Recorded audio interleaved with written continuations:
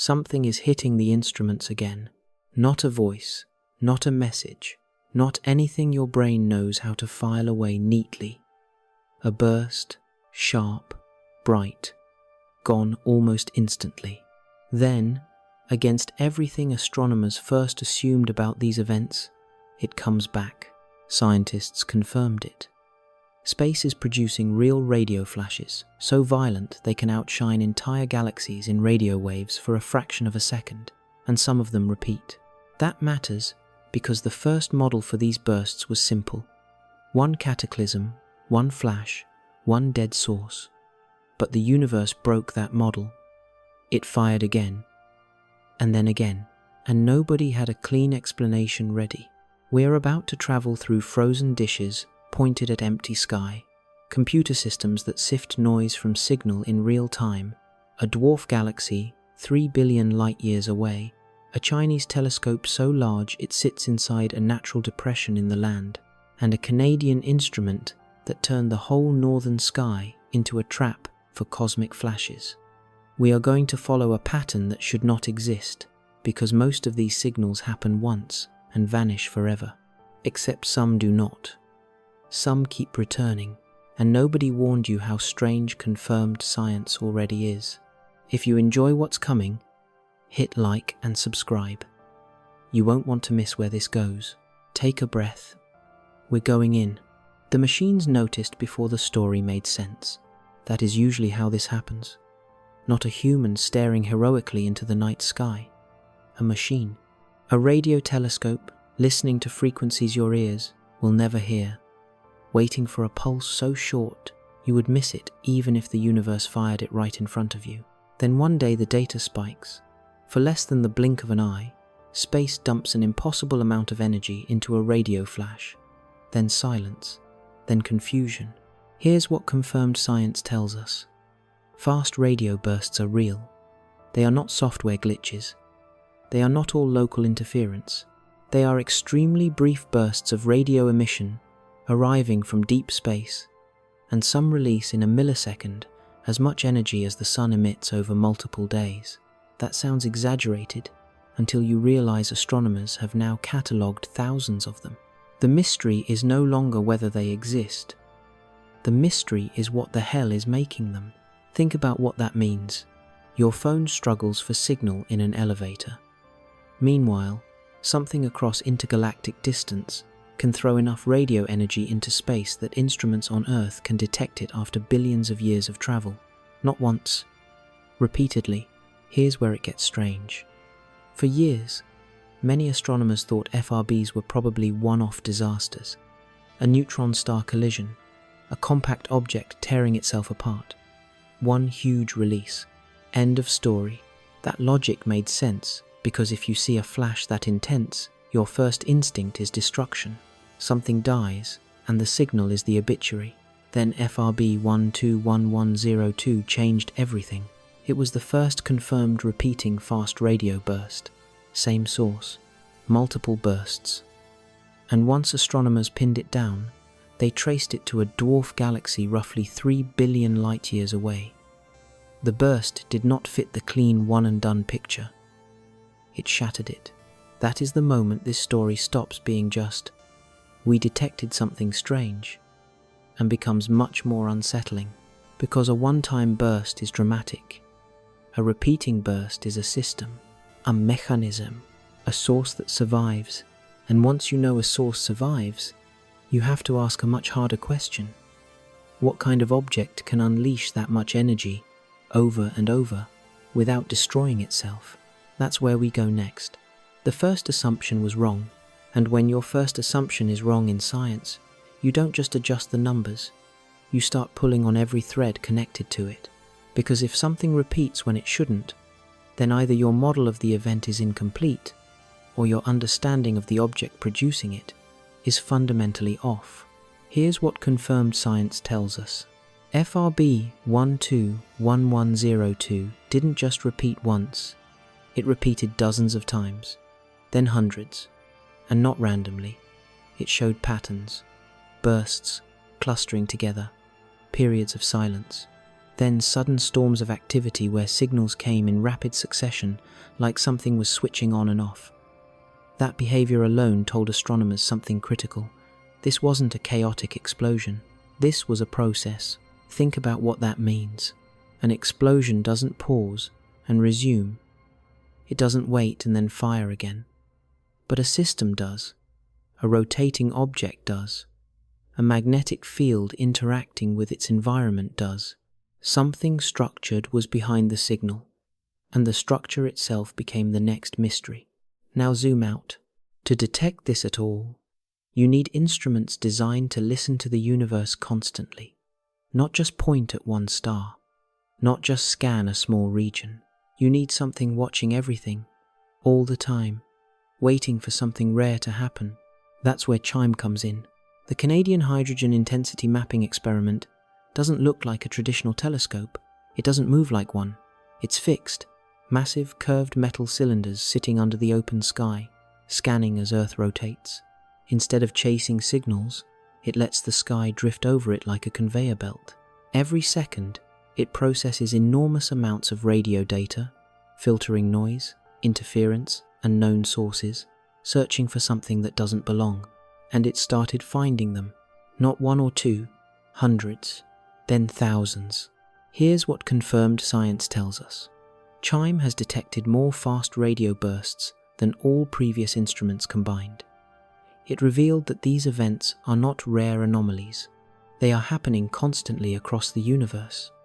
Some repeat, most don't, and that split alone is a problem, because now you don't have one mystery.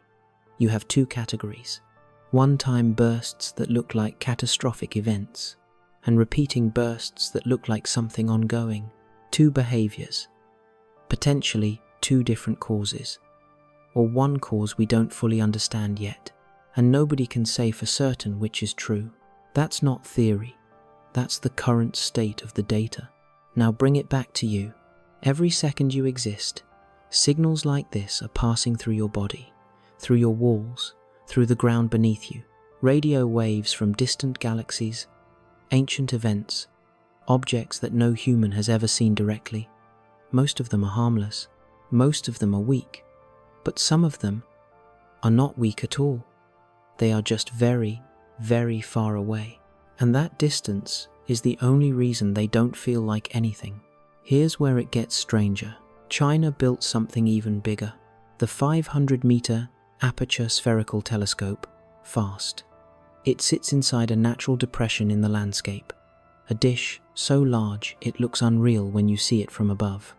Its purpose is simple. Listen deeper, hear weaker signals, catch things other instruments miss. And FAST started focusing on repeating bursts.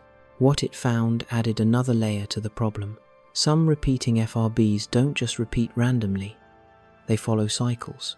Active for a period of days, then silent for days, then active again. A pattern, predictable enough that astronomers could anticipate when the source might fire again. That is not what an explosion looks like. That is what an orbit looks like, hors à rotation, or something moving through an environment that turns the signal on and off like a lighthouse sweeping across space. Think about that for a second. Something out there is not just exploding, it's operating. And once you reach that conclusion, you are forced into a narrower set of explanations. This is where magnetars enter the story. Here's what confirmed science tells us. Magnetars are a type of neutron star, already extreme objects. Imagine a star so dense that a teaspoon of its material would weigh billions of tons. Now add a magnetic field trillions of times stronger than Earth's. So strong it can distort atomic structures. So strong it can crack the star's crust, like tectonic plates snapping under stress. When that happens, the magnetar releases energy, enormous energy, in bursts. And in 2020, something happened inside our own galaxy that changed the conversation.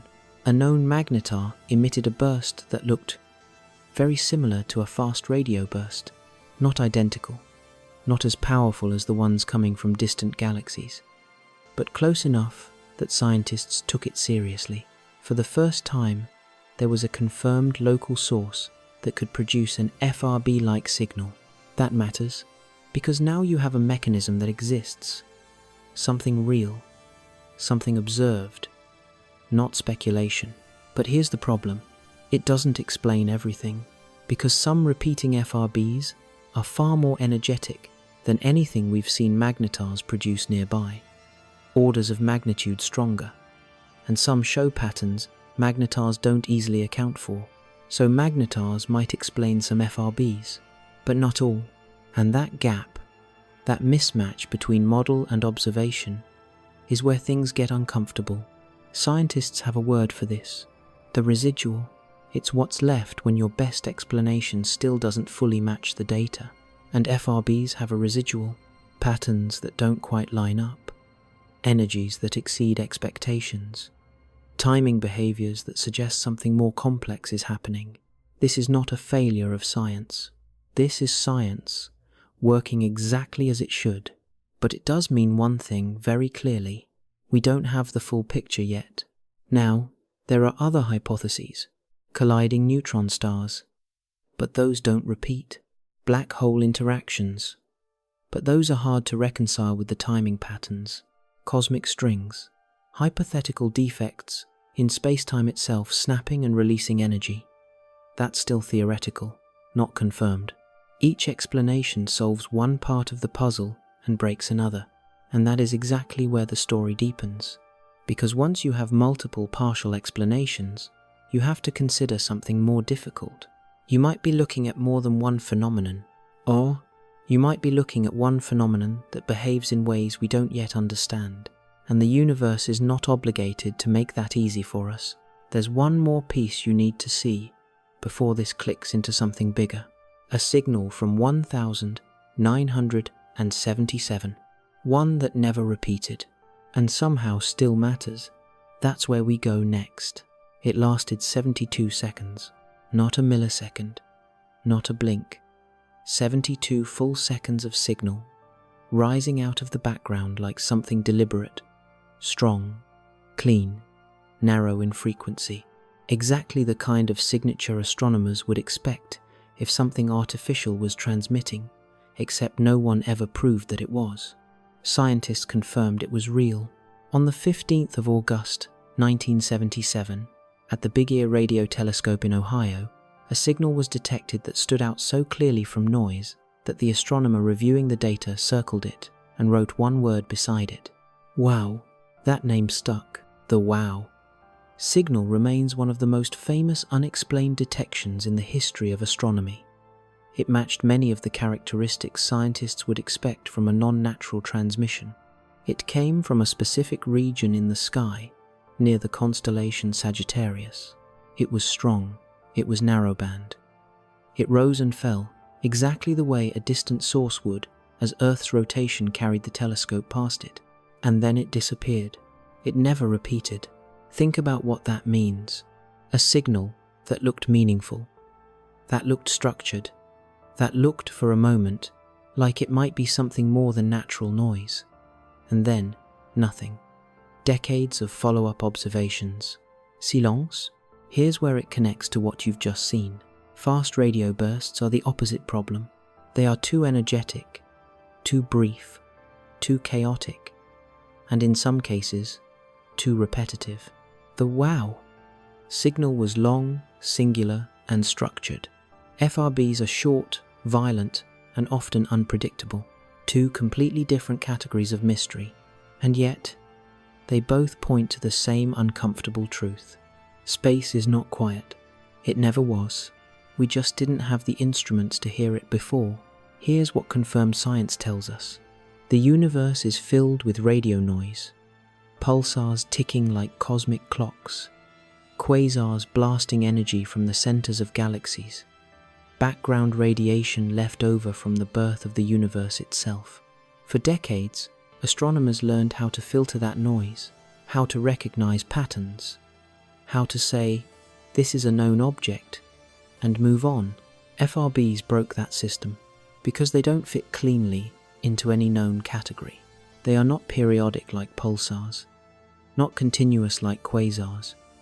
not predictable like orbital systems. They appear suddenly, vanish instantly, and in some cases, come back. And when something comes back, your brain does something automatic. It looks for intention. That instinct is powerful, and it's dangerous if you don't control it. So let's be very clear. Here's what confirmed science tells us. There is no evidence that fast radio bursts are artificial signals. None. Zero. Every serious scientific investigation treats them as natural astrophysical phenomena. The mystery is not whether they are alien messages. The mystery is what natural process could be this extreme and this repeatable at the same time. That distinction matters, because the real story is not less interesting than speculation. It's more, think about what kind of object you would need to produce this. Something compact enough to release enormous energy in a tiny fraction of time. Something stable enough to survive repeated outbursts. Something capable of interacting with its environment in a way that creates patterns we can detect across billions of light years. That narrows the field, and it points back to neutron stars. But not just any neutron stars. Extreme ones. Here's where it gets deeper. A neutron star is what remains after a massive star collapses. Its core implodes under gravity, so intense that protons and electrons fuse into neutrons. The result is an object about 20 kilometers across with more mass than the Sunday density beyond comprehension. Now add rotation. Some neutron stars spin hundreds of times per second. Now add magnetic fields. Magnetars take that to another level entirely. And when those magnetic fields twist and snap, they release energy. But here's the paradox. Magnetars can explain the energy. They can explain the bursts. But they struggle to explain the precision. Some repeating FRBs show frequency structures, patterns in how the signal is distributed across radio wavelengths, drifting frequencies, subbursts within bursts. That is not random noise. That is structure emerging from chaos, and structure always demands explanation. Here's what confirmed science tells us. FRB 121102, the repeating source we talked about earlier, sits in a region with persistent radio emission, a steady glow surrounding the bursts. That suggests an environment, a nebula, a region filled with energetic particles, possibly the aftermath of a supernova, possibly something more complex. So now you don't just have a source, you have a system, a central object producing bursts, and an environment shaping how those bursts reach us. Think about that. You're not just seeing the engine, you're seeing the engine through the atmosphere around it, and that atmosphere is distorting, filtering, bending the signal, which means some of the patterns we detect might not come from the source itself. They might come from what the signal passes through. That complicates everything, because now every observation has two layers, the source and the medium, and separating those two is one of the hardest problems in astrophysics. Now zoom out again. You are detecting signals that left their source 3 billion years ago. 3 billion. Before complex life on Earth. Before the continents looked the way they do now. Before anything resembling human civilization existed. And those signals are just arriving. Think about what that means.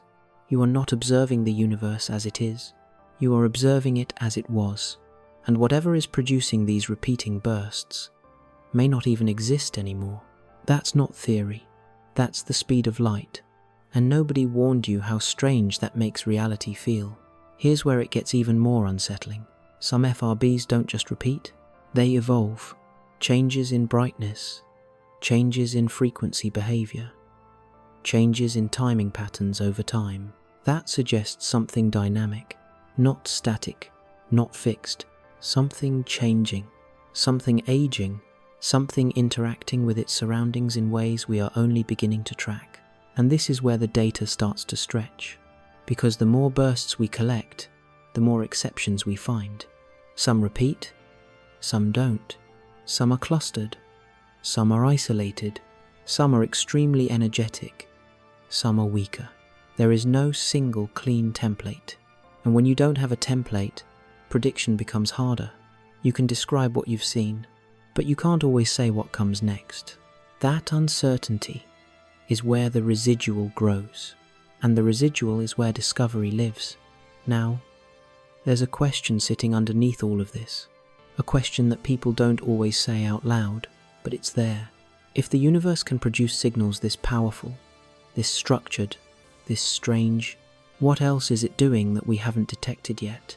Because for most of human history, these bursts were happening, and we had no idea, no instruments sensitive enough, no systems fast enough, no data pipelines capable of catching a millisecond flash, which means there could be entire classes of phenomena happening right now that we are still blind to, not because they don't exist, but because we haven't built the tools to see them yet.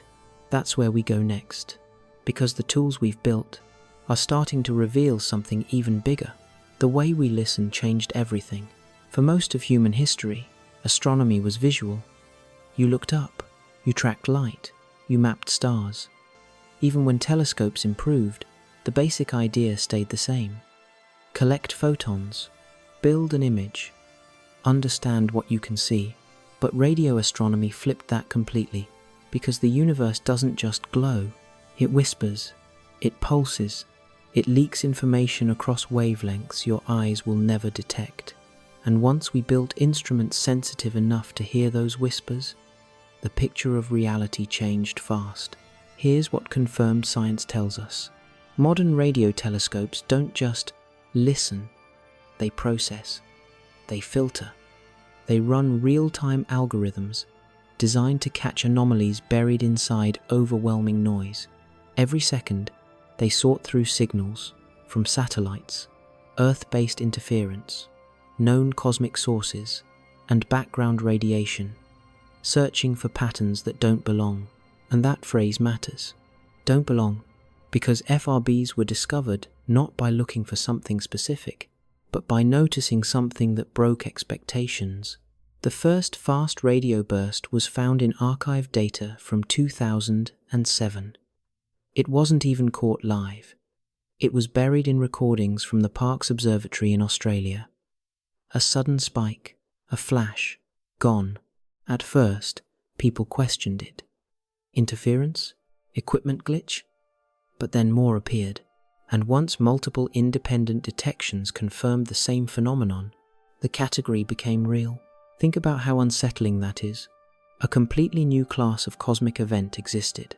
It was happening, repeatedly, and humanity only noticed because someone went back and looked carefully at old data. How many things are still hiding in data we've already collected? Here's where it gets strange. The more sensitive our instruments become, the more chaotic the universe appears. You would expect clarity, better tools, cleaner answers. But what actually happens is the opposite. You see more, and more means complexity. CHIME alone detects multiple FRBs per day. That means, while you're going through your morning, while you're scrolling your phone, while you're drinking coffee, somewhere across the universe, something is releasing an energy burst so extreme that it briefly outshines entire galaxies in radio wavelengths, and it happens so often that it's no longer shocking to the people studying it. It's routine. That shift from impossible to routine is one of the most dangerous moments in science, because when something becomes normal, you stop feeling how strange it actually is. So let's pause there. Think about what that means. A millisecond event, more energy than the sun emits in days, traveling billions of light years, detected on Earth multiple times a day, and we still cannot say with certainty what causes all of them. That is not a small gap in knowledge. That is a fundamental hole. Now zoom in again. Detection is only the first step. Localization is where things get real. Catching a burst is one thing. Figuring out where it came from is much harder, because the signal arrives, and then it's gone. So astronomers had to build networks, multiple telescopes working together, triangulating, comparing arrival times, reconstructing the origin. And when they did that, for repeating FRBs, they found something unexpected. Dwarf galaxies, small, irregular, not the massive spiral galaxies you might expect for extreme events. FRB 121102 came from one of these, a star-forming dwarf galaxy 3 billion light-years away. And it wasn't alone. Other repeating FRBs were also traced to environments rich in star formation, young regions, active regions, places where massive stars are born, live fast, and die violently. That matters because it supports the magnetar idea. Magnetars are thought to form from the collapse of massive stars. Young star-forming regions produce more of them, so the location fits. But here's the problem.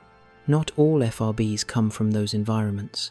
Some have been traced to older galaxies, quieter galaxies, places where you wouldn't expect fresh magnetars forming. And that contradiction is not small.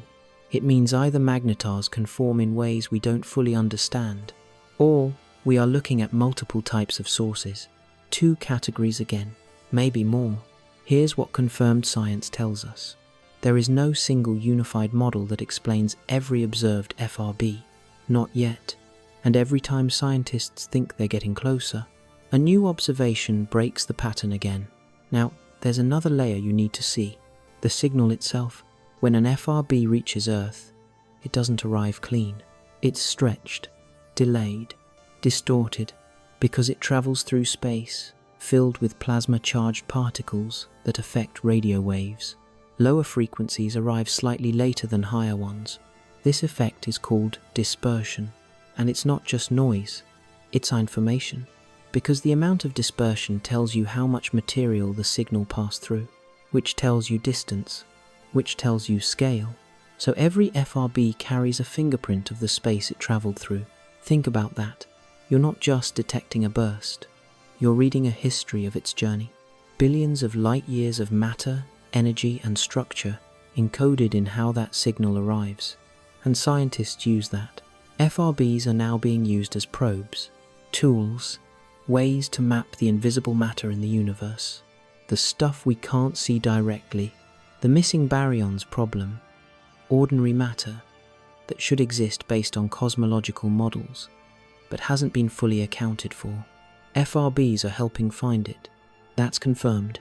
A mystery signal turned into a measurement tool. That's how science evolves. But here's where it twists again. Even as FRBs help solve one problem, they deepen another, because the more precisely we measure them, the more irregularities we find. Some bursts show extreme scattering, some don't.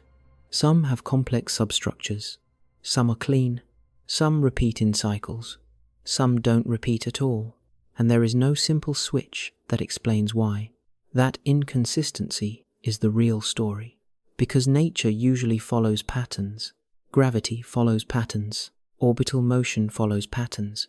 Even chaotic systems have statistical behavior. FRBs are messy, and messy systems are the hardest to understand, because they often involve multiple interacting factors. Now, there's a moment in this story where people start asking a different question. Not, what causes this? But, why does this feel so intentional? The repetition, the energy, the structure. Your brain wants to assign meaning. It wants to say, this looks like a signal, and that's where we need to slow down, because pattern recognition is powerful, but it can also mislead you. Here's what confirmed science tells us.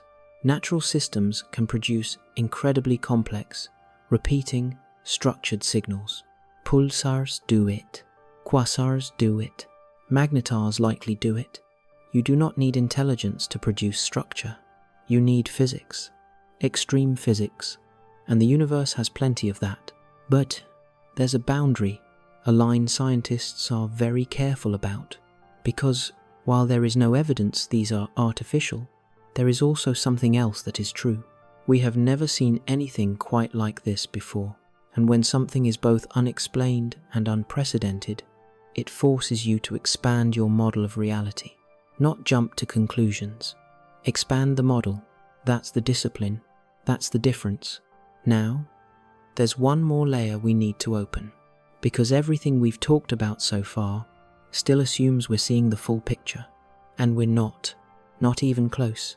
because the instruments we use have limits, and what they miss might be just as important as what they detect. That's where we go next. There's a blind spot in everything you've heard so far, not because scientists are careless, not because the data is wrong, but because every instrument ever built has limits.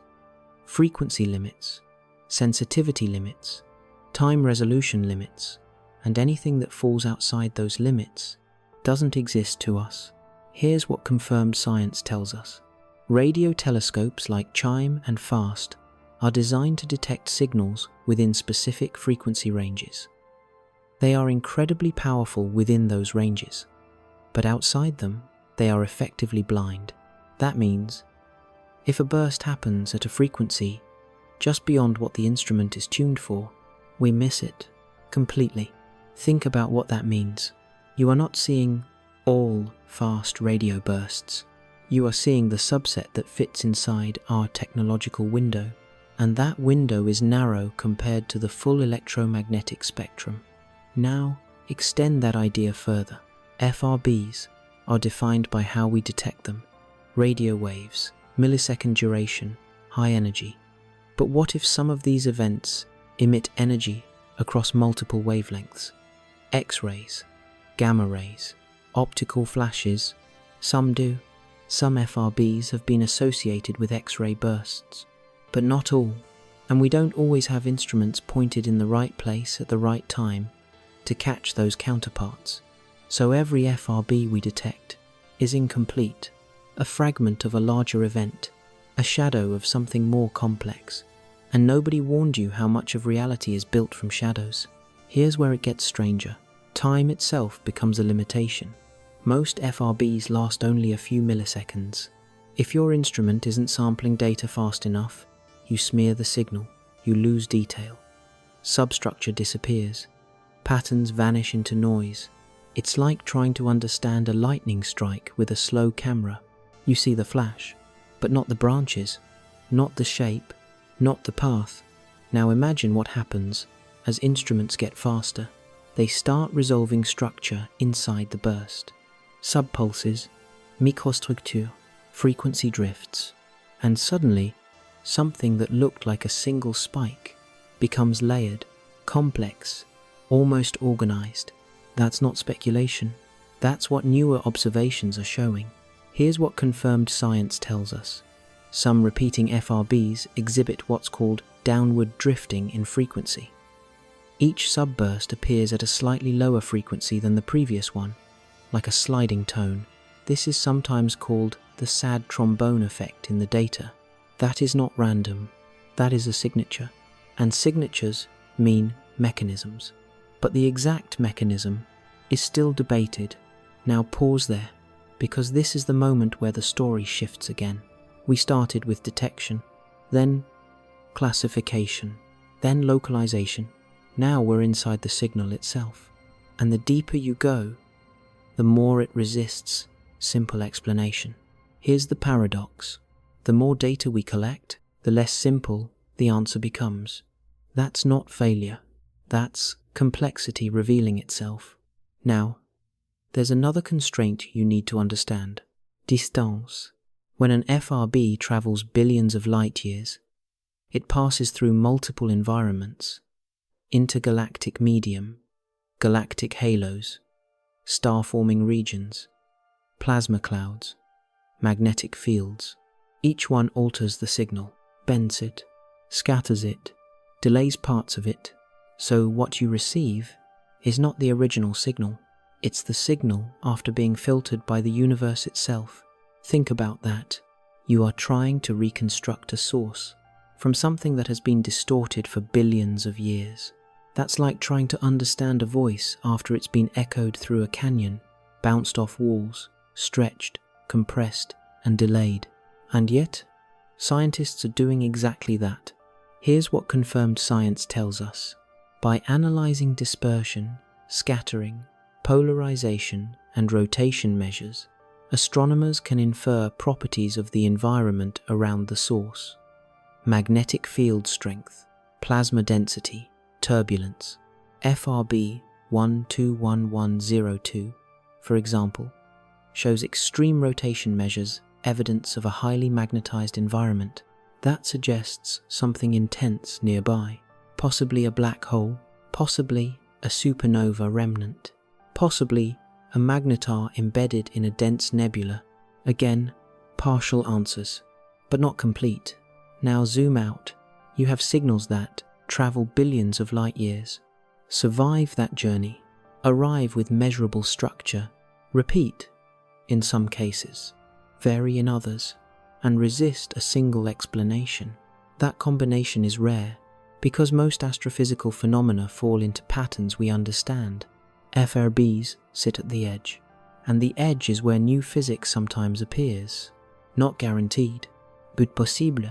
Now, there's a question sitting underneath all of this. If FRBs are so energetic, why don't we see more nearby? Why are most of them coming from distant galaxies? Here's what confirmed science tells us. Part of that is observational bias. We detect the brightest events more easily, and bright events can be seen from farther away. But there's another possibility. The most extreme FRBs might require conditions that are rare locally. Young, dense environments, extreme magnetic fields, specific stages in stellar evolution, which means what we're seeing might not be representative of the universe as a whole. It might be a skewed sample, and skewed data leads to skewed conclusions. That's another blind spot. Now, let's bring in something bigger. Scale. The observable universe contains hundreds of billions of galaxies, each with billions of stars, each with potential neutron stars, magnetars, extreme environments, and FRBs are happening across that entire volume. Constantly, you are sampling a tiny fraction, through a narrow window, with incomplete instruments, trying to build a complete model. That's the challenge. That's the scale of the problem. And yet, progress is happening rapidly, because every new detection adds data, and data reduces uncertainty. But it also reveals new anomalies, and anomalies are where the story lives. Now, there's one anomaly that matters more than most: the repeating cycles. Some FRBs don't just repeat randomly, they turn on and off in regular intervals. Days of activity, days of silence, then repeat. That suggests orbital motion, a binary system, a neutron star orbiting something else, possibly a massive companion, possibly a black hole, and as it moves through that environment, the conditions change, allowing bursts at certain phases, blocking them at others. That's one leading idea, but again, not confirmed for all sources, only consistent with some. And that pattern some fit, some don't keeps repeating across every hypothesis. Which brings us back to the residual, the gap, the part of the data that refuses to align. And this is where science becomes uncomfortable, because when you can't explain everything, you have to accept that your model is incomplete. Not wrong, incomplete. Now, there's a deeper implication here, one that doesn't get said often enough. FRBs are not just a mystery about signals, they are a test of how we understand extreme physics, magnetic fields beyond laboratory scale, densities beyond anything we can recreate, energy release mechanisms that push known limits. If we solve FRBs, we don't just explain a signal, we expand our understanding of what matter and energy can do, and that has consequences for astrophysics, for cosmology, for everything that depends on those models. Now, there's one more layer, because everything you've heard so far assumes something simple, that the universe is behaving normally, and we just don't understand it yet. But there's another possibility, not exotic, not dramatic, just uncomfortable. The universe might be more active, more dynamic, more unpredictable than our models assumed, and FRBs are just one symptom of that. That's where we go next. There's a moment in every scientific mystery where the question shifts. At first, you ask, what is this? Then, as the data grows, you ask something harder. What else are we missing? Because once you realize one entire class of events went unnoticed until recently, you can't unsee that possibility. FRBs were happening long before we detected them. That's confirmed. For billions of years, across galaxies, these bursts were firing, repeating, vanishing, and Earth was completely unaware. No instruments, no data, no awareness that this kind of event even existed. Now think about that in a different way. What is happening right now that we still don't have the tools to detect? Here's what confirmed science tells us. Astronomy is limited by detection methods. Optical telescopes see visible light. Radio telescopes detect radio frequencies. X-ray observatories capture high-energy photons. Each one reveals a different layer of reality, but none of them show everything. There is no single instrument that captures the full picture, and that means the universe we know is stitched together from partial views. FRBs exposed a gap in that stitching. They weren't predicted. They weren't expected. They were discovered. And discovery is different. Discovery means reality exceeded the model. Here's where it gets unsettling. Once you accept that, you have to consider scale again. The observable universe is vast beyond intuitive understanding.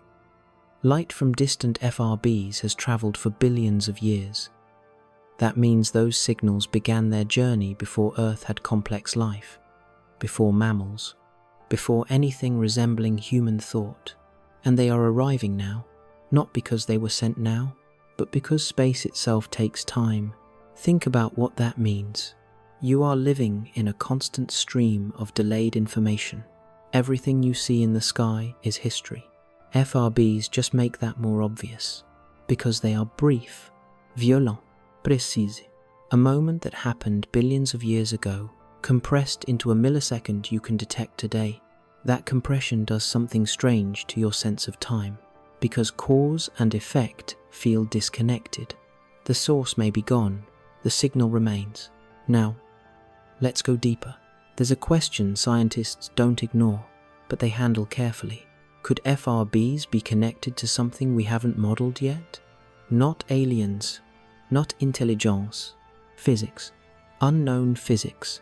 Here's what confirmed science tells us. Every major advance in astrophysics has come from anomalies. Mercury's orbit didn't match predictions, general relativity, cosmic microwave background, evidence for the Big Bang, dark matter, missing mass problem. Each time, the data didn't fit, and instead of forcing it, scientists expanded the model.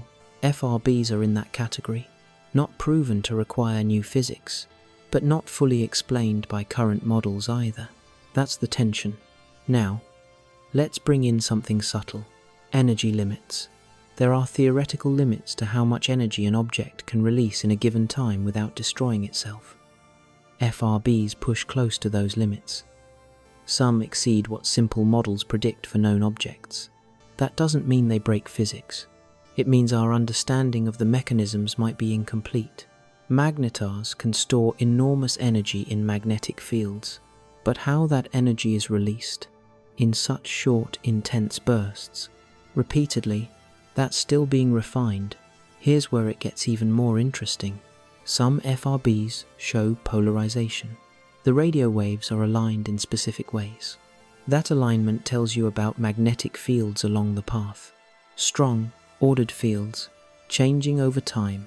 That suggests dynamic environments, not static, not simple. And when polarization changes between bursts, it implies the environment itself is evolving. Now think about that. You are not just observing a distant object. You are observing a system changing over time, across billions of light years, from a single point on Earth. That is an extraordinary level of inference. And yet, it's real.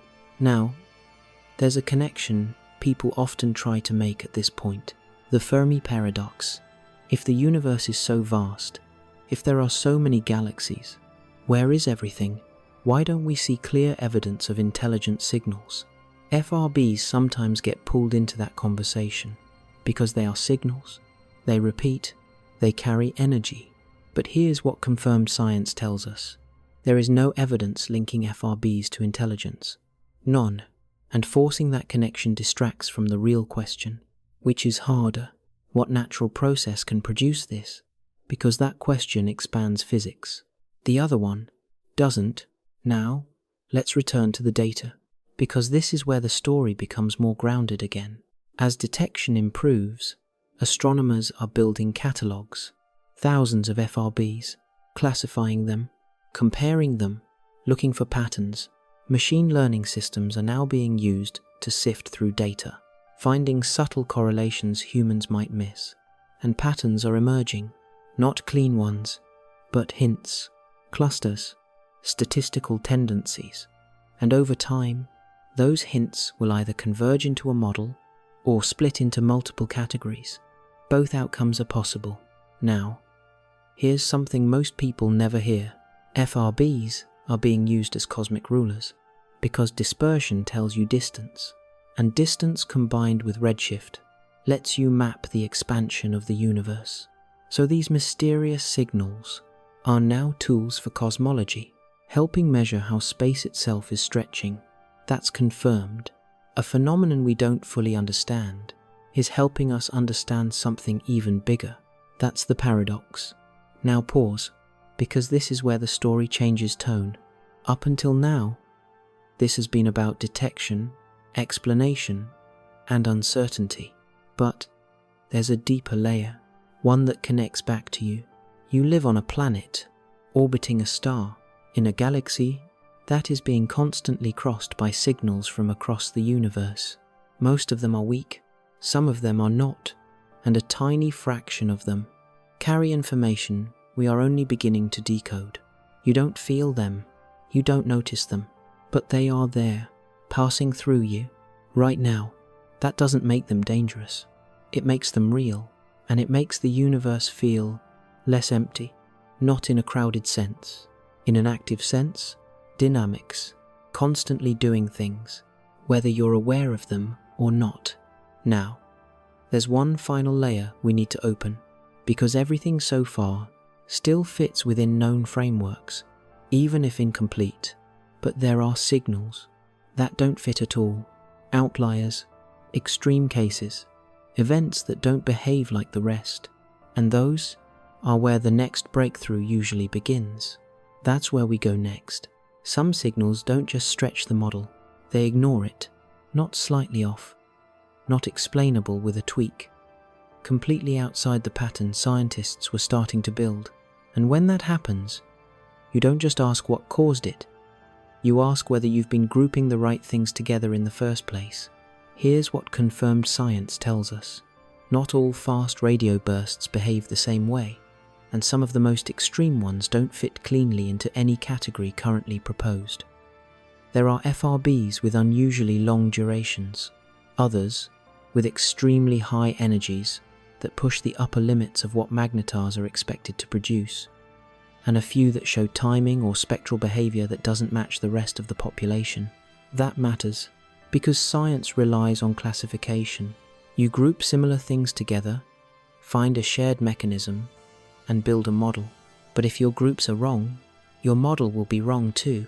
Think about that. What if fast radio bursts is not one phenomenon? What if it's a label we gave to signals that look similar from far away, but are actually produced by completely different processes? That possibility is real, and it changes everything, because now you're not solving one mystery, you're solving several, layered on top of each other. Here's where it gets uncomfortable. Some FRBs show structures within structures, subbursts inside bursts, frequency bands that appear and disappear, temporal spacing that isn't random, but also isn't perfectly periodic. It's like looking at something that almost follows a rule, but keeps breaking it just enough to stay unpredictable. That kind of behavior shows up in complex systems, non-linear systems, systems where multiple forces interact and small changes produce large effects. Weather is like that. Magnetic turbulence is like that. Plasma physics at extreme scales is definitely like that. Here's what confirmed science tells us. The environments around FRB sources are likely turbulent, magnetized plasma regions, conditions where charged particles move through intense magnetic fields, creating instabilities, shocks, and rapid energy release. That's a recipe for complexity. But here's the paradox. Even in complex systems, you expect statistical consistency, patterns that emerge over large datasets. And with FRBs, those patterns are still incomplete. Now let's zoom in again. There are FRBs that repeat thousands of times. Thousands. From the same source. That alone is staggering, because whatever is producing them is not running out of energy. Not quickly, which means it has a reservoir, a mechanism that recharges or sustains itself. Magnetars can do that, through magnetic stress, through crustal shifts, through ongoing energy release. But sustaining that level of activity over long periods still raises questions. Now zoom out again. There are FRBs that have only ever been seen once. No repeats, no follow-up detections. Gone. And that creates a split. Repeaters, non-repeaters, two populations, possibly two mechanisms, or one mechanism behaving differently under different conditions. Here's what confirmed science tells us. Statistical studies suggest repeating and non-repeating FRBs may differ in energy distribution, duration, and spectral features. That supports the idea of multiple origins, but it's not definitive, because overlap exists, and overlap blurs categories. Now, there's another anomaly. Some FRBs show extremely high brightness temperatures, so high that conventional emission mechanisms struggle to explain them without invoking coherent emission processes. That means particles are emitting in a synchronized way, not random, not thermal, coherent. That's rare, and it requires specific conditions. Conditions we don't fully understand at these scales. Now think about that. You have extreme energy, extreme density, extreme magnetic fields, coherente émission, complex environments, multiple behaviors, all interacting. That's not a simple system. That's one of the most extreme laboratories in the universe, and we are trying to understand it from billions of light years away. Now here's where the story tightens, because the residual, the unexplained part, is not going away. It's becoming clearer. More data hasn't erased it. It's sharpened it, which means the gap is real, not noise, not error, a real mismatch between observation and explanation. And that's where breakthroughs usually come from. Now, let's step back, because there's a bigger pattern here. Every time humans build better instruments, we don't just confirm what we expected, we find something we didn't. Radio astronomy pulsars, X-ray astronomy, black hole accretion disks, microwave observations, cosmic background radiation, and now fast radio bursts. Each time, the universe reveals a new layer, not because it changed, but because we finally had the tools to see it. So the question becomes, how many layers are left? Now bring it back to you. You are living at a time when this is happening in real time, not in textbooks, not as history. Right now, new detections, new anomalies, new papers trying to explain what doesn't quite fit. And that means something important. This story is not finished. Not even close. Now, there's one final direction we need to go, because everything so far has been about what we see and what we can't explain, but there's another side to this, what it means, not in a speculative way, in a grounded, scientific, but deeply human way, because once you understand that the universe is sending signals that we can detect, but not fully decode, it changes how you think about your place in it. That's where we end this. You woke up inside a signal, not one you could hear, not one your senses are built to detect, but a planet moving through space, surrounded by radiation, fields, particles, and distant events constantly passing through it, most of it quiet, some of it measurable, and a tiny fraction of it so extreme, it forces you to stop and ask what kind of universe you're actually living in. Scientists confirmed it. Fast radio bursts are real. They are happening across the universe right now. Some of them repeat, some of them don't. Some fit our models, some don't. And the gap between what we observe and what we can explain is still there. That gap matters because it's where the next layer of understanding lives. Here's what confirmed science tells us. We know these signals are not random noise. We know they come from distant galaxies. We know they carry enormous energy. We know some originate in environments shaped by extreme magnetic fields, dense plasma, and violent astrophysical processes. We know they can repeat, sometimes in patterns that suggest underlying structure. And we know we don't fully understand them. That's not a weakness. That's the edge. Think about what that means. For most of human history, the night sky looked still, predictable. Stars moving in patterns you could chart. Planets following paths you could calculate. Even when we discovered galaxies, black holes, and expansion, there was still a sense that the universe, at its core, followed rules we could eventually map cleanly. FRBs disrupt that feeling, not because they break physics, but because they expose how incomplete our picture still is. And nobody warned you how often that happens in science. Here's where it gets quiet, because the real impact of this story isn't just technical, it's perspective. You are living in a universe that is active, not just in dramatic events like supernovae or collisions, but in constant, ongoing processes that release energy across unimaginable distances. Signals that begin billions of years ago and arrive now, signals that carry information, but not meaning in the way your brain wants to interpret it. And that distinction matters, because humans are wired to search for intention, to see patterns and assign purpose. But the universe doesn't need intention to be complex. It doesn't need awareness to be structured. Physics alone can produce signals that feel almost deliberate. And that's where the tension lives, between what feels like a message and what is actually a mechanism. Here's what confirmed science tells us. We are not receiving messages. We are receiving consequences. Consequences of extreme conditions. Consequences of matter behaving under forces we cannot recreate. Consequences of environments so intense that even our best models struggle to capture them fully. And yet, those consequences are detectable, measurable, studyable. That's the part that changes everything, because it means the universe is not closed to us. It's not silent. It's not hidden. It's broadcasting. Constantly. We just had to learn how to listen. Now think about the timeline again. 3 billion years ago, a burst happens. Energy released. A signal begins traveling.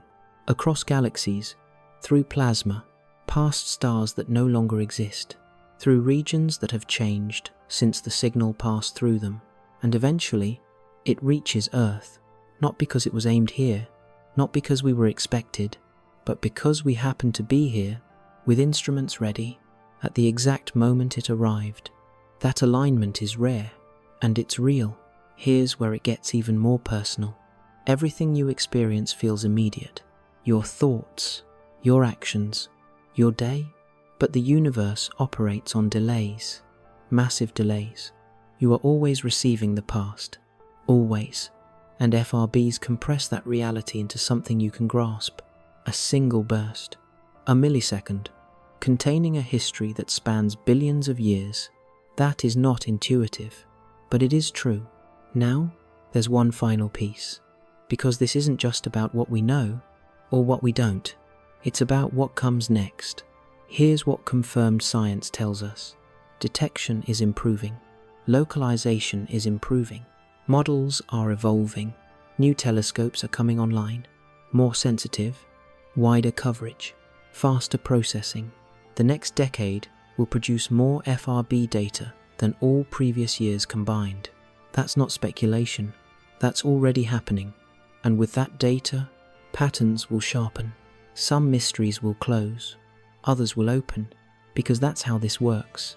You don't solve everything at once. You move the boundary outward, one anomaly at a time. Now think about where that boundary is right now.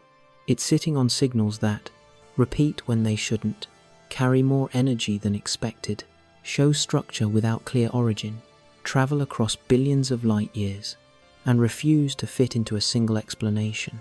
That's the edge. That's where we are, and that's where you are, right now, living in a moment where the universe is revealing something new, and we're just beginning to understand it. Here's the part nobody says out loud enough. The universe is not obligated to be simple. It is not obligated to match our expectations. It doesn't simplify itself for us. We simplify it, and sometimes we oversimplify. FRBs are what happens when that simplification breaks, when reality pushes back and says, "There's more here than you thought." That's not a problem, that's the point, because every time that happens, our understanding grows, not by confirming what we already believed, but by forcing us to expand beyond it. So the next time you look at the sky, don't. Remember this. Somewhere out there, right now, a burst is happening. You won't see it. You won't feel it. But it's real. And billions of years from now, or millions, or maybe just tomorrow, depending on distance, that signal will arrive somewhere, at a planet, at a telescope, at a moment where something is ready to detect it. And when it does, the story continues. Not because the universe is trying to tell us something, but because we finally learned how to listen, and we're still not hearing all of it. Not even close. There's one last layer most people never think about. Not the signal, not the source, not even the journey, the interpretation. Because everything you've heard so far, every burst, every measurement, every conclusion, is filtered through something very human: expectation. Here's what confirmed science tells us. Data does not speak for itself. It has to be processed, filtered, interpreted, modeled, and every step in that chain involves decisions. What to include, what to discard, what counts as noise, what counts as signal. That matters more than it sounds, because the first fast radio burst ever discovered was almost ignored. It looked like interference. It didn't fit expectations. And when something doesn't fit expectations, the instinct is to question it. Sometimes that's correct. Sometimes it delays discovery. Think about that. How many signals were dismissed before FRBs became accepted? How many anomalies are sitting in datasets right now, labeled as noise because they don't match what we expect to see? That's not speculation. That's how science evolves.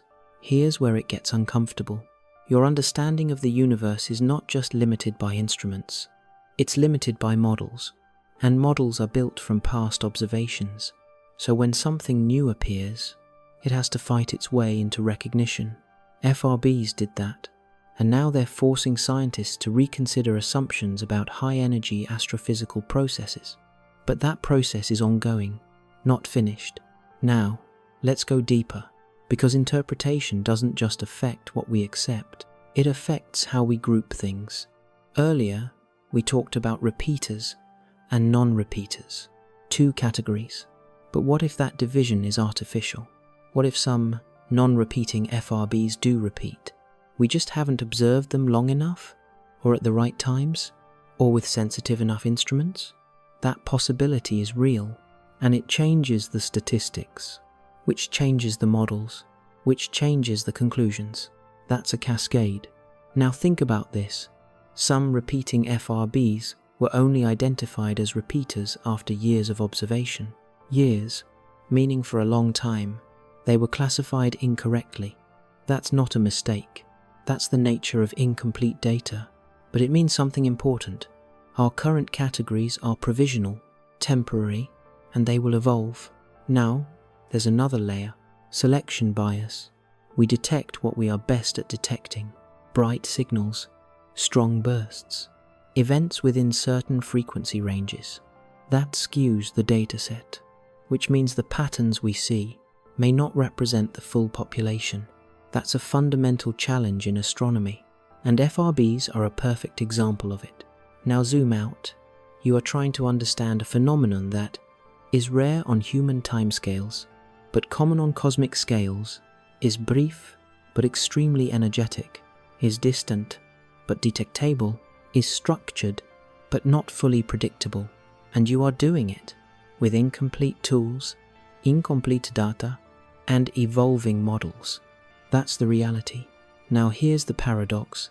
Despite all of that, we are still making progress, rapid progress, because even incomplete data becomes powerful when you have enough of it. Patterns emerge, correlations strengthen, hypotheses get tested, and slowly, clarity increases, but not evenly. Some questions get answered, others get deeper. That's where we are now. Some FRBs are likely magnetars. That's strong, well supported, but not universal. Some behaviors suggest binary systems, possible, but not confirmed for all. Some signals show environmental effects, clear, but complex. And then there's the residual, still there, still unresolved. Now, let's bring this back to something bigger, because FRBs are not just about radio signals. They are about limits, the limits of detection, the limits of interpretation, the limits of current models. And every time you hit a limit, you have two choices: ignore it or push past it. Science pushes. That's why you're hearing about this at all. Now, there's one final connection. Timekeeping, not clocks like we talked about before. Cosmic time. FRBs are being used to probe the distribution of matter across the universe, to measure how space is structured, to understand how it evolves. That means something strange. A phenomenon we don't fully understand is helping us understand the universe better. That's not unusual in science, but it's always unsettling, because it means you're using a tool before you fully understand how it works. Now pause, because this is where everything comes together. You started with a signal, a burst, something that shouldn't repeat, but does. Then you followed it through instruments, galaxies, neutron stars, magnetic fields, plasma, and models that almost fit. Then you saw the gaps, the residual, the parts that don't align, and now you're here, at the edge of what's known, looking at something real, something confirmed, something measurable, and still, something not fully explained. That's the moment science lives in. Not certainty, not complete understanding, but tension, between what we know and what we don't. And that tension is not a flaw, it's the engine. Now, here's the final thought. You are part of a species that built machines capable of detecting a millisecond burst from 3 billion light years away. Think about that. From a small planet, orbiting an ordinary star, in a galaxy that is not special, you built instruments that can detect, interpret, and study events across the observable universe. That is not small, that is not trivial, and it's still just the beginning, because the universe is not done revealing itself, and we are not done learning how to listen. Somewhere, right now, another burst is happening. You won't hear it, but we will, eventually, and when we do, it will either fit the model, or it will break it. And if it breaks it, that's where the next story begins. The one we don't understand yet, the one that forces us to expand again, because that's how this works. Not answers, expansion, and you are living in the middle of it. The moment where something unknown becomes visible, and then slowly becomes understood, or becomes something even stranger. There's something else happening here that's easy to miss. Not in the data, in the pattern of discovery itself. Because FRBs didn't arrive as a clean linear story. They arrived messy, fragmented, out of order. One detection here, another years later. A repeating source that didn't make sense. A model that worked until it didn't. And that pattern is not unique. Here's what confirmed science tells us. Every major shift in understanding the universe has followed this exact path. Not clarity first, confusion first, not a complete theory, a pile of anomalies, data points that don't line up, observations that contradict expectations. Then, slowly, a structure begins to form. But here's the part most people don't realize. That structure is not inevitable. It has to be built, and it has to survive new data. FRBs are still in that phase. Not resolved, not unified, still being assembled. Now think about what that means. You are watching a scientific field in real time before it stabilizes, before textbooks simplify it, before the story becomes clean. Right now, it's still raw, still uncertain, still shifting, and that's rare to see from the inside.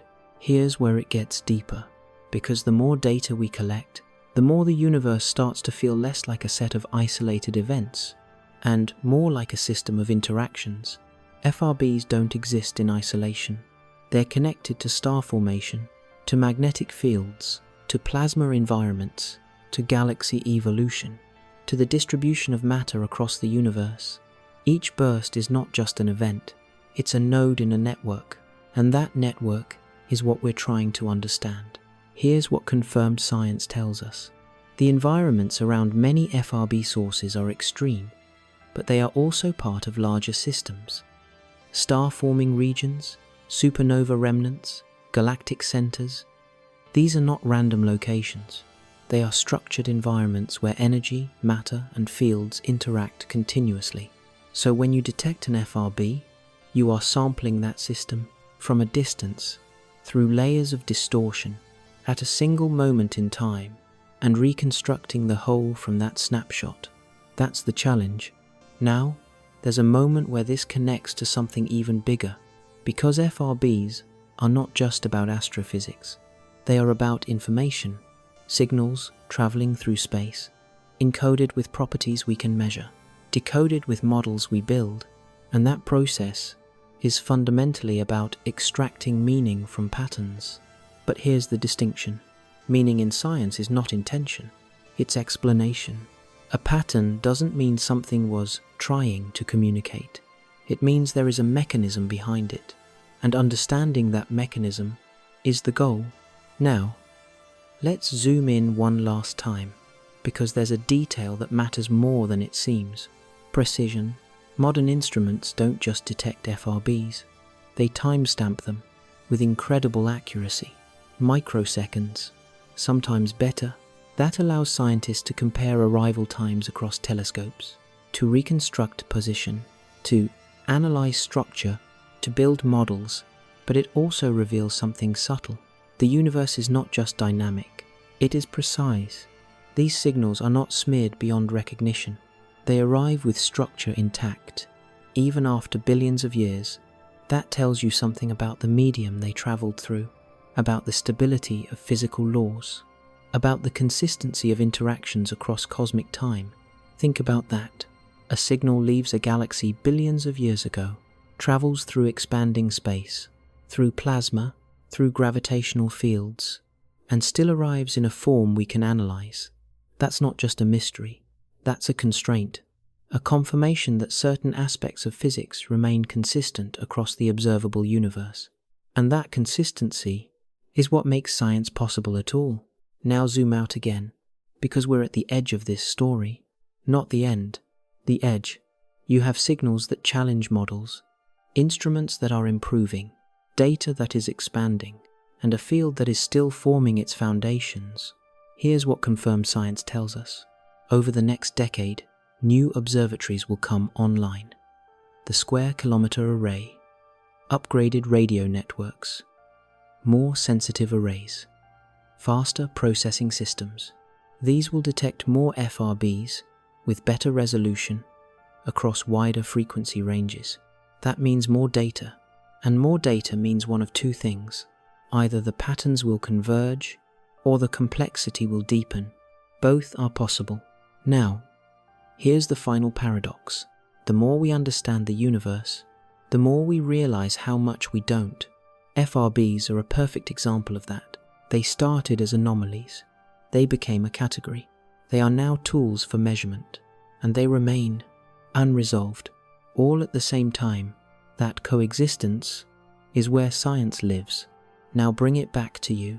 You exist in a moment where humanity can detect signals from billions of light years away, where machines can filter noise from meaning, where patterns can be extracted from chaos, and where the unknown is not a barrier, but a direction, something to move toward, not away from. Here's the part that stays with you. The universe is not silent. It never was. We were. We didn't have the ability to hear it. Now we do, partially, imperfectly, but enough to know there is more happening than we once believed, and that more is still unfolding. Right now, as you're here, as you're listening, as you're thinking about something that started billions of years ago and ended as a millisecond burst in a dataset. That connection between past and present, between distant and immediate, between unknown and understood, that's the story. Not a signal, not a burst, but a process of discovery. That doesn't stop, because every answer leads to a new question. Every model leaves a residual. Every detection opens a new layer, and somewhere in that process, you realize something simple. We are not at the center of this. We are at the beginning of understanding it, and the signals we're detecting now are just the first hints, not the conclusion, not the explanation, the beginning. There's one final thing you need to sit with, not about the signal, not about the source, about the scale of what you've just understood, because it's easy to hear all of this and keep it abstract, to treat FRBs like just another science story, another discovery, another mystery that will eventually be solved and filed away. But this one does something different. It forces you to confront how much of reality exists completely outside your perception. Here's what confirmed science tells us. Right now, as you sit here, radio waves from across the universe are passing through your body. Not metaphorically, physically, signals from pulsars, from distant galaxies, from background radiation left over from the earliest moments of the universe, and mixed into that, occasional bursts so intense they briefly stand out against everything else. You don't feel them, you can't detect them, but they're real, and the only reason we know they exist is because we built machines sensitive enough to notice what we could not. Think about what that means. Your experience of reality is not reality. It's a filtered version, a narrow slice, and FRBs are one of the things that slipped through that filter only recently. Now extend that idea. If something as extreme as a fast radio burst could exist and remain undetected until modern instruments, what else is out there, still invisible to us? That question is not speculative. It's logical. Because every time we expand our detection capabilities, we discover something new, not because the universe changed, because our window widened. Now, here's where everything connects. You started with a simple premise, a signal, repeating, coming from nowhere. Then you followed it through layers. Detection, classification, localization, mechanisms, residuals, limitation, interpretation. And what you found was not a single answer, but a network of partial answers. Each one true, each one incomplete. That's not a flaw, that's the structure of real understanding. Here's what confirmed science tells us. We know fast radio bursts are real astrophysical phenomena. We know some are likely produced by magnetars. We know others may involve different mechanisms. We know their signals carry information about the space they travel through. We know they can be used to map matter across the universe. And we know there are aspects we cannot yet explain. That's the full picture. Not certainty, not ignorance, something in between. Now pause, because this is the moment where the story shifts from information to meaning. Not meaning in the sense of purpose, meaning in the sense of perspective. You are living in a universe that is active, dynamic, and filled with processes operating on scales far beyond anything you experience directly. And occasionally, those processes produce signals that cross all that distance and arrive here, detectable, measurable, real. That connection is rare, and it matters, because it means the universe is not unreachable. It is not completely hidden. It can be studied, understood, piece by piece. Now, here's the final thought. The signals we detect are not messages. They are not trying to communicate, but they are communicating something anyway. Not intention, information, about energy, about matter, about the behavior of extreme environments, about the structure of the universe itself. And our job, is to learn how to read that information better, more precisely, more completely. That process is ongoing. It doesn't end with one discovery or one explanation. It continues as instruments improve, as models evolve, as new anomalies appear, because they will. They always do. Now bring it back one last time. Somewhere, right now, a burst is happening. A magnetar cracking under magnetic stress. A neutron star interacting with its environment. A system releasing energy in a way we don't fully understand. That event begins. A signal is produced, and it starts traveling across space, across time, uninterrupted, unaware, until one day it reaches a planet. And on that planet, there are instruments listening, and those instruments detect it. And humans look at the data and realize something doesn't fit. And that realization starts everything again. Another question, another investigation, another expansion of understanding. That's the loop, not of the signal, of discovery, and you are inside it. Right now, at the point where something unknown has become visible, but not yet understood. And that space, between detection and explanation, is where the most important discoveries happen. Not when everything is clear. When it isn't, that's where we are. That's where this story leaves you. Not with an answer, but with something more valuable, a clearer view of the edge, and the understanding that the edge is always moving. There's a reason this story doesn't end cleanly. Not because the script needs mystery, because reality does. You've followed a signal from detection to theory, to contradiction, to expansion. You've seen models form and then strain. You've watched confirmed science explain parts of the phenomenon and leave others unresolved. And now you're standing in that exact place scientists are standing in real life. Not at the answer, at the boundary. Here's what confirmed science tells us. We are getting better at this. Faster detection pipelines. Wider sky coverage. Real-time alerts that let telescopes across the world coordinate within seconds. When a fast radio burst is detected now, other instruments can swing into position almost instantly. Optical telescopes, X-ray observatories, gamma-ray detectors trying to catch any counterpart before it fades. That coordination didn't exist before. Now it does, and it's changing the quality of the data. Think about what that means. Instead of a single instrument catching a single signal, you can have a network watching the same event across multiple wavelengths, building a fuller picture, not complete, but fuller. And every time that happens, the model improves or breaks. Both are progress. Now, there's something else happening quietly in the background. Automation. Machine learning systems are now scanning massive datasets, flagging potential FRBs in real time, identifying patterns too subtle or too fast for human detection. They don't replace scientists, they extend them. They allow us to process more information than ever before. But here's the trade-off. The more data you process, the more anomalies you find.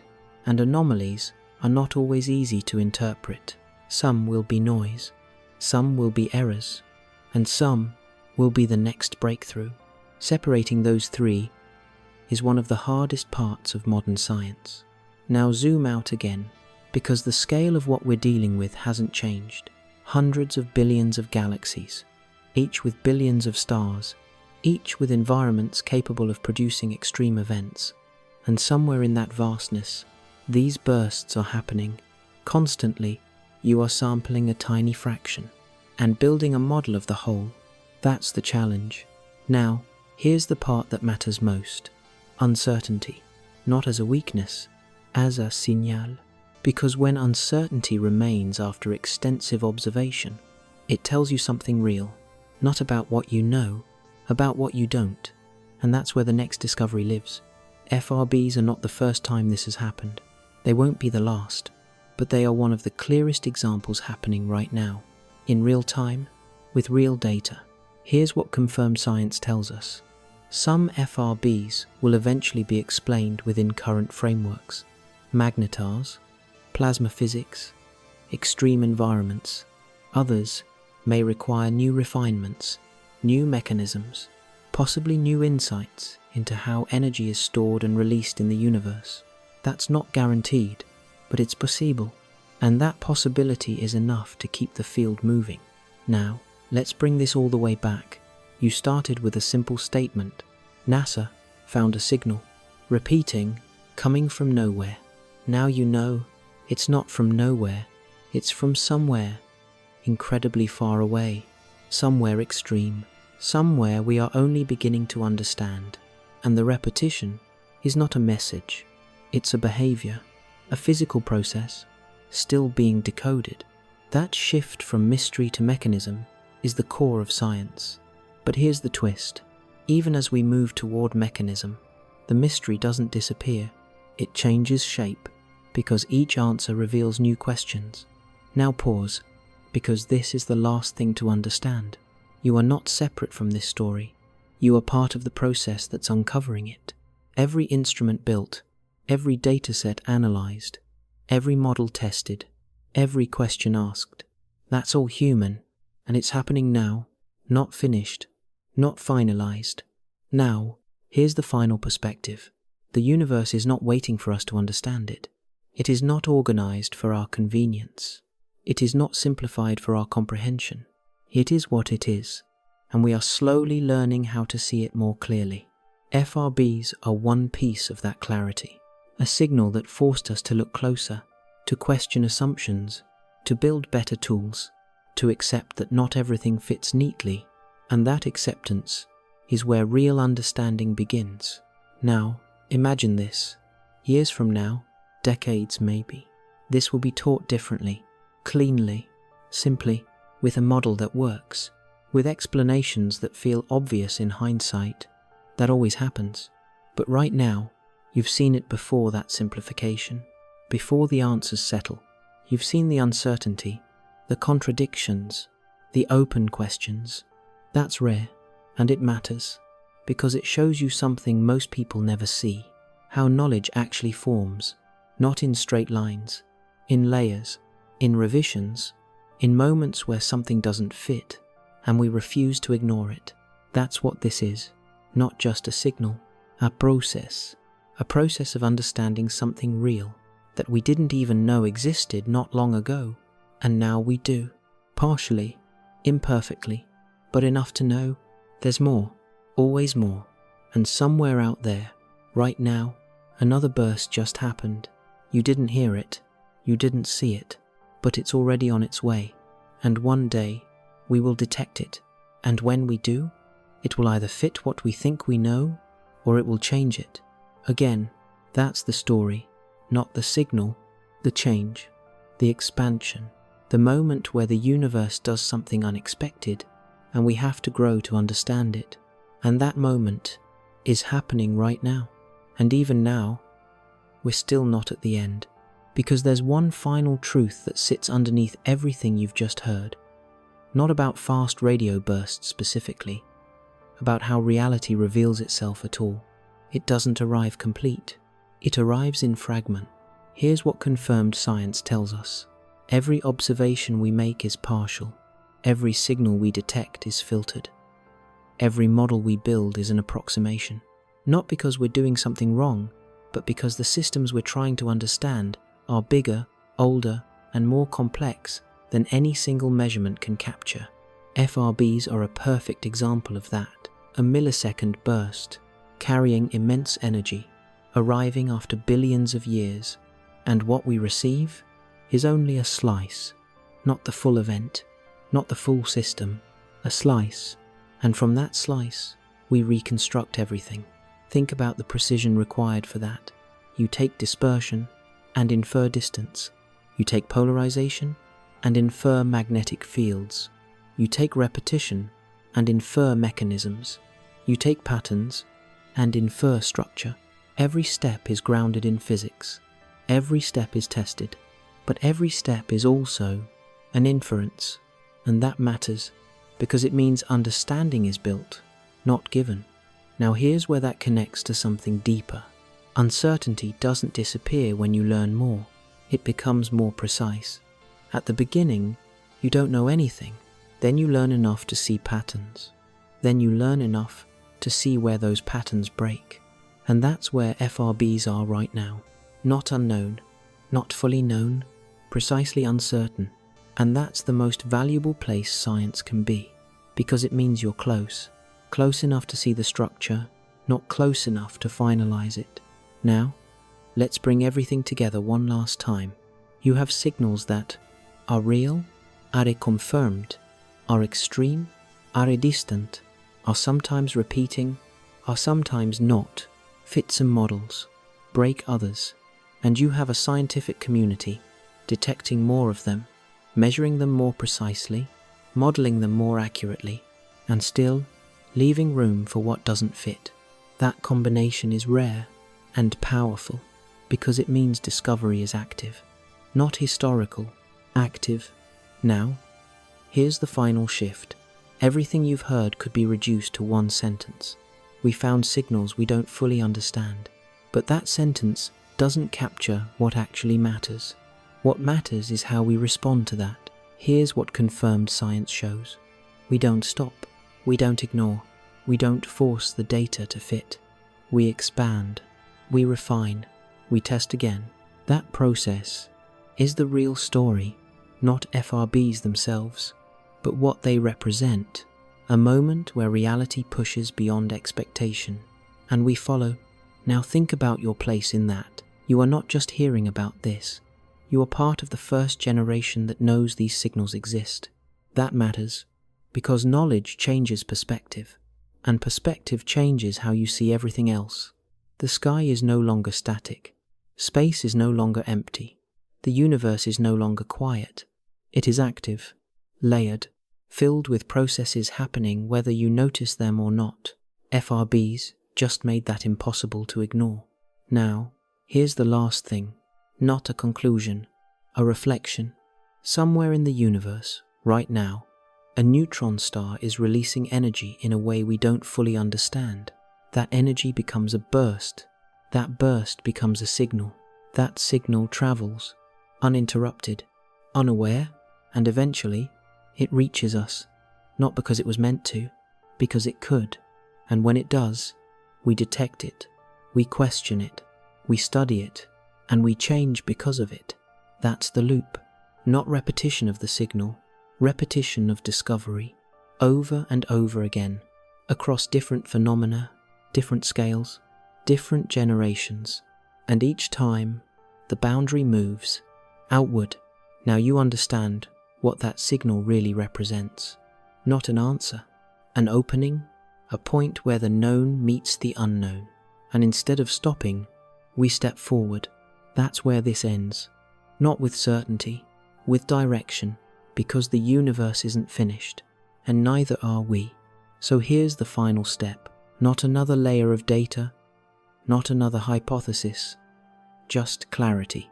Because after everything you've seen, every burst, every telescope, every model, every contradiction, there's one thing that should feel different now. The word unknown. At the beginning, unknown feels like a gap, something missing, something incomplete. But here's what confirmed science shows. Over and over again. Unknown is not empty. It's structured. It has edges, boundaries, patterns that almost make sense. And when something has structure, it's not chaos. It's something we haven't decoded yet. FRBs sit exactly in that space. Not random noise, not fully understood, structured unknown. And that's a very specific place to be. Now think about how rare that is. Most things we encounter fall into two categories. Either we understand them well enough to predict them, or we don't understand them at all. FRBs are neither. We understand parts of them extremely well. Their dispersion, their energy scale, their extragalactic origin, their interaction with plasma, all confirmed. And at the same time, we cannot fully explain their source mechanisms across all cases. We cannot unify their behavior into one model. We cannot eliminate the residual. That coexistence is the signal, not the radio burst.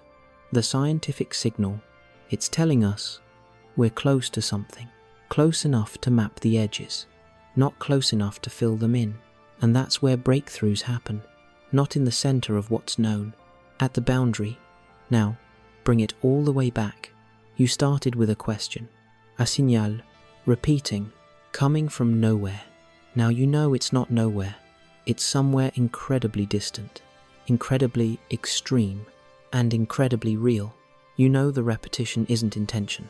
It's physics. You know the mystery isn't whether it exists. It's how it works. And you know the most important part. We are still in the process of figuring that out. That's the story, not a solved problem, a live one. Now, here's the final perspective shift. Everything you've learned here will eventually become normal, predictable, textbook. That's what happens to every mystery. Black holes were once theoretical, now they're imaged. Neutron stars were once speculation, now they're measured. FRBs will follow that path. At some point, there will be a model, clean, consistent, widely accepted, and when that happens, this uncertainty will disappear. But right now, it hasn't, and that matters, because you are seeing this before it settles, before the edges are filled in, before the unknown becomes known. That's a rare vantage point. Now, one last thought, not about science, about perspective. You are part of a species that can detect a millisecond burst from billions of light years away and recognize that it doesn't fit. That alone is extraordinary, not because we have all the answers, because we can tell when we don't. That awareness is the beginning of every discovery, and it's exactly where we are. Now, somewhere out there, another burst has already happened. Its signal is already traveling, crossing space, crossing time, unaware of anything. And one day, it will arrive. And when it does, it will either confirm what we think we know, or it will change it. Again, that's the pattern. That's the process. That's the reality you're living inside. Not finished, not fixed, expanding. And now you see it. The signal was never the end of the story. It was the beginning.